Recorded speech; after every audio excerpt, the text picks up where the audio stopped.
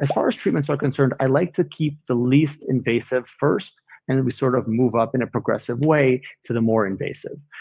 So usually that'll include things like analgesics, whether it's a topical analgesic like a cream, that may be a patch, that may be an oral medication. The problem is that a lot of the over-the-counter analgesics that we see, in particular NSAIDs or non-steroidal anti-inflammatory drugs, can have side effects at high dose use and prolonged use. So it's important to consult your doctor and use these medications judiciously.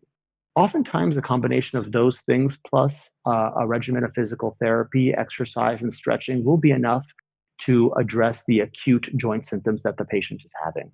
Unfortunately, a lot of times these arthritic conditions become a more chronic issue, and then we sort of have to move past the more conservative approach. Now, what I will say is that physical therapy is an important component of any treatment regimen, whether it's early on or later on. But we try the more conservative, less invasive approach first.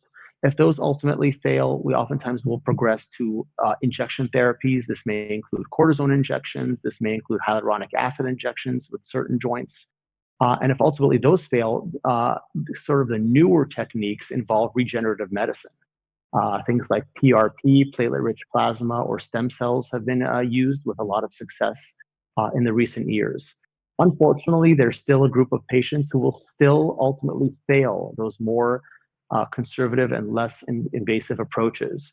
And there are times when surgery ultimately will be necessary. But I always try and exhaust all the more less invasive and more conservative approaches before we head toward surgery.